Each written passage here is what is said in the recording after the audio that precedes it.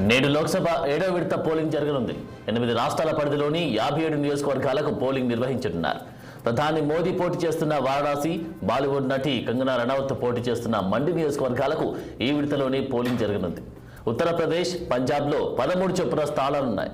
పశ్చిమ బెంగాల్లో 9, బీహార్లో 8, ఒడిశా 6, హిమాచల్ ప్రదేశ్ 4, జార్ఖండ్ 3, కేంద్రపాలిత ప్రాంతం చండీగఢ్లోని ఒక చోట పోలింగ్ జరగనుంది. ఇక ఉదయం 7 గంటలకు ప్రారంభమయ్యే ఓటింగ్ సాయంత్రం 6 గంటలకు ముగియనుంది.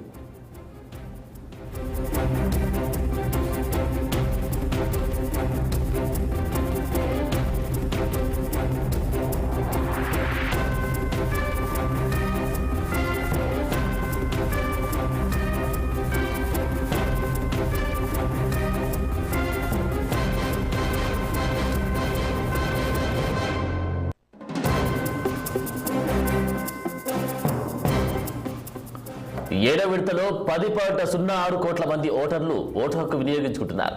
వారిలో 5.24 కోట్ల మంది పురుషులు, 4.82 కోట్ల మంది మహిళా ఓటర్లుండగా 3,574 మంది థర్డ్ జెండర్ ఓటర్లున్నారు.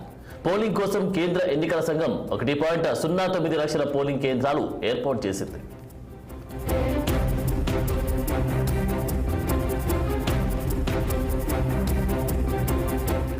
నేడు లోక్సభ 7వ విడత పోలింగ్ జరగనుంది. 8 రాష్ట్రాల పరిధిలోని 57 నియోజకవర్గాలకు పోలింగ్ నిర్వహించనున్నారు. ఇక ప్రధాని మోదీ పోటీ చేస్తున్న వారణాసి, బాలీవుడ్ నటి కంగనా రనౌత్ పోటీ చేస్తున్న మండి నియోజకవర్గాలకు కూడా ఈ విడతలోనే పోలింగ్ జరగనున్నట్టుగా తెలుస్తా ఉంది. ఇక ఇదే అంశానికి సంబంధించి తాజా అప్డేట్స్ మా ప్రతినిధి అశోక్ అందిస్తారు. అశోక్, లోక్సభ ఎన్నికల్లో 7వ విడత పోలింగ్ కాసేపటికి ప్రారంభమైంది. 7వ విడత పోలింగ్ కు అన్ని ఏర్పాట్లు కేంద్ర ఎన్నికల సంఘం పూర్తి చేసింది. 7వ విడతలో భాగంగా 57 లోక్సభ స్థానాలకు పోలింగ్ జరుగుతోంది. ఒడిశాలోని 42 అసెంబ్లీ స్థానాల్లో కూడా పోలింగ్ జరుగుతుంది. మొత్తం 8 రాష్ట్రాలలో కేంద్రపాలిత ప్రాంతాల్లో ఈ పోలింగ్ జరుగుతోంది.